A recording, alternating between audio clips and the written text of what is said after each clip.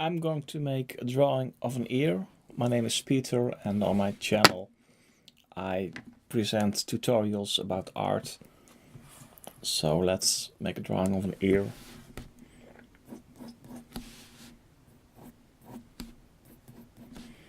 I start with the outlines, and I have a photographic reference, by the way. I'm not doing this out of my head, but with an example.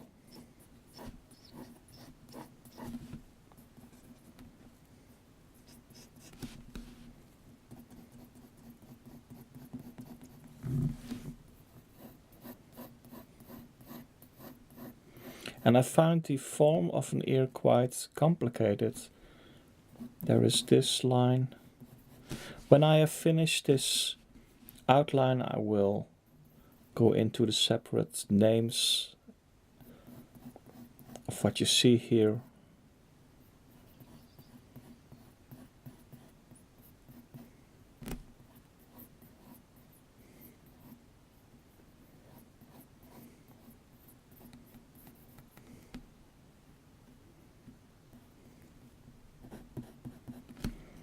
So first I'm sketching more or less loosely, and now I accentuate certain things. At a certain moment you get a little more grip on what you're actually drawing.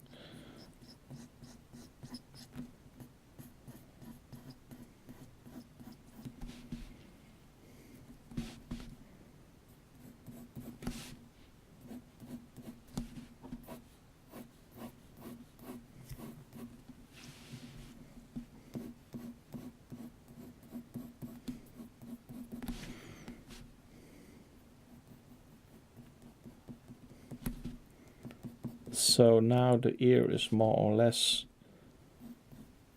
outlined.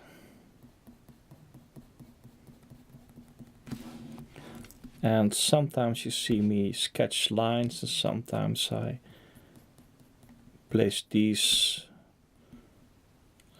should I say, short hatchings. It's a sort of line, in the middle of a line and a tonal value actually. And, well,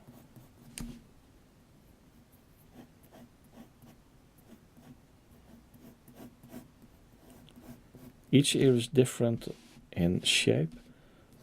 Here an indication of the shadow.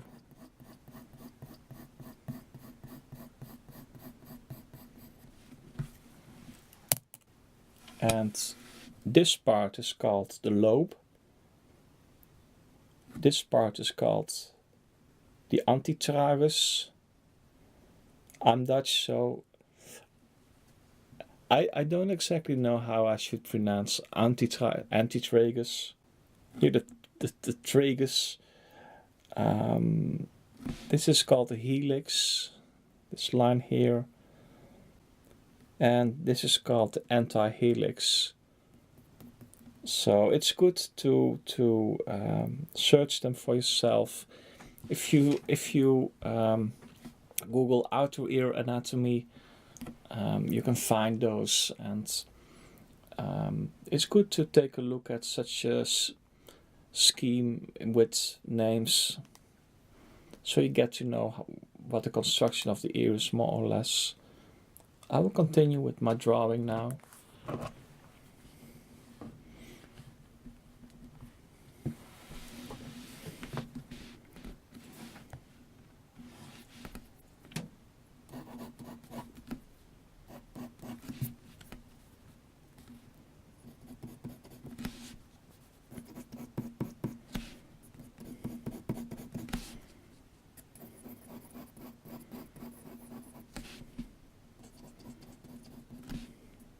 To be honest, I don't really know how all these parts are named. I just looked it up in this sort of schedule scheme on Google myself. But it's good to know how these lines more or less are formed. because you get easily confused with these, especially how this is. So I really have to watch my my reference photograph to get that right.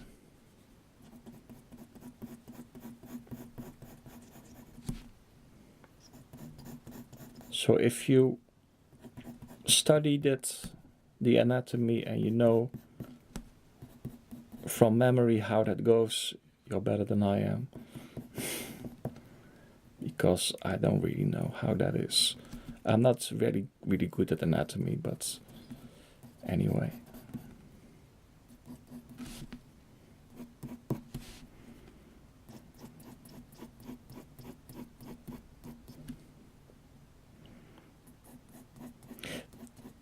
Painters like Michelangelo or Leonardo da Vinci were really great at anatomy. When you look at those works, you really see that they have a grasp of how the human body is formed, how the muscles are. And when you look at someone like Vermeer or Rembrandt, you see that they are less interested in anatomy. Vermeer doesn't really seem to know much about it, I think. He seems to have other interests than anatomic, correctness.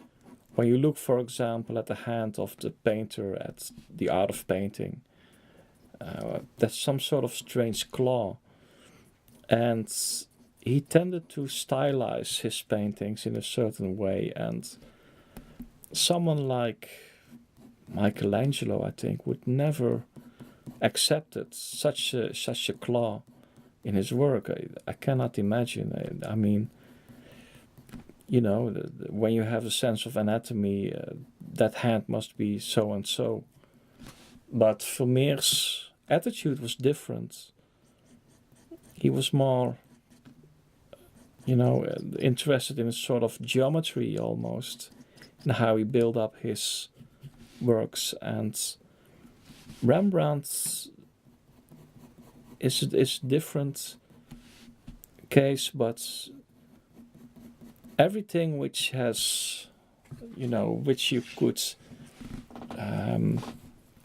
see in a sort of accuracy in something, if you think about an accurate use of perspective, or an accurate use of anatomy, or an accurate use of lighting, you do not find that in Rembrandt's work. He did nothing accurate,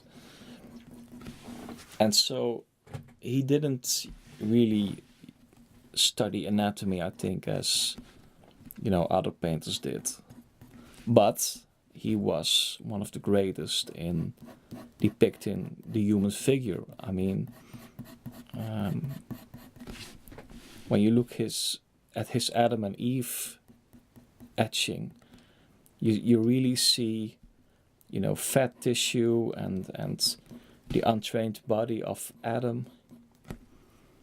So Rembrandt was very much interested in the appearance of humans, but people, but the exact anatomy, being very exact in that, he probably argued that must have stood in the way or something. I think so, in that vein. So being too much invested in learning anatomy, it has its downsides. If you want to learn how to draw, for example, a superheroes comic, then you have to learn quite a lot about anatomy, because you have to show convincingly the muscled bodies of those superhuman heroes. And so you need it for that. But when you look at certain paintings by Vermeer, you see a totally different focus. And Rembrandt too. So it all depends on what kind of paintings you like to make and what's important in those. But when I'm drawing an ear, I try to get it right. So I'm carefully looking at the source photograph. At the same time, I try to remember for future situations a little bit about the anatomy of that ear.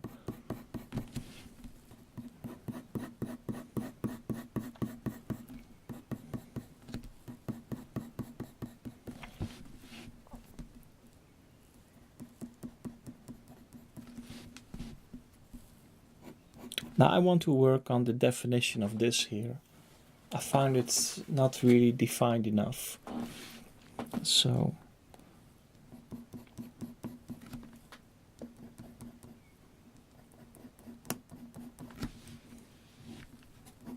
I'm using an HB pencil, mechanical pencil by the way.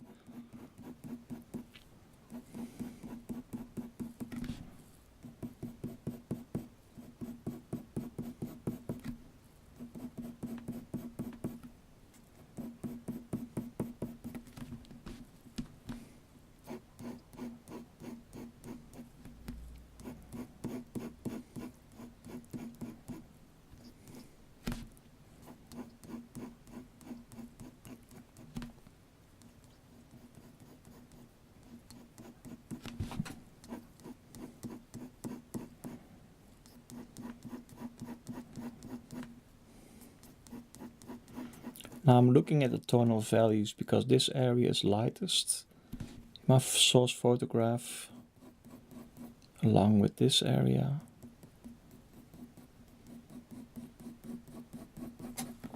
This is, by the way, my source photograph if you want to see.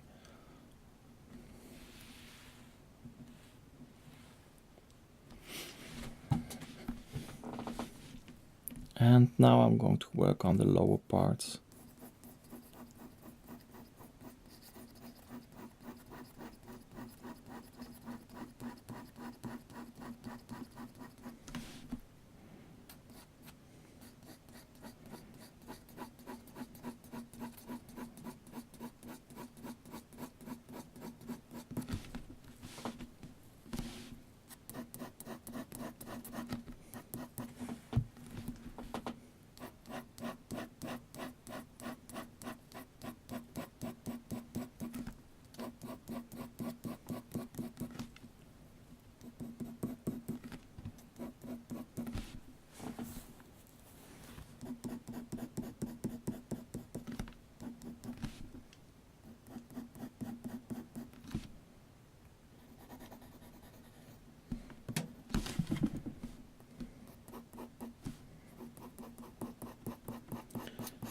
And I'm going to finish this drawing now, soon. Going to make the area around the ear a little bit slightly darker, so it's not really isolated on a white paper.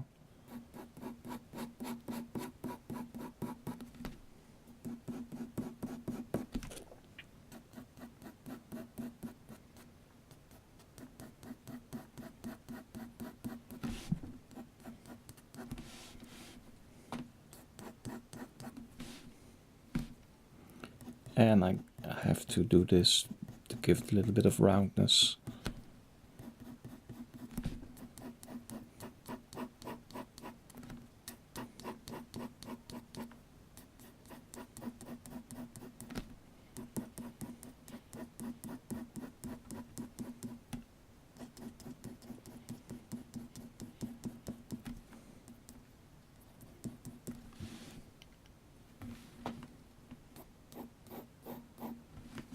And there are some hairs.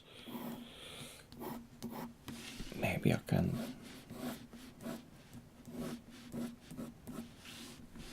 add a suggestion of her hair.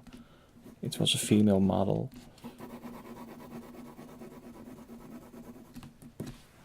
Anyway.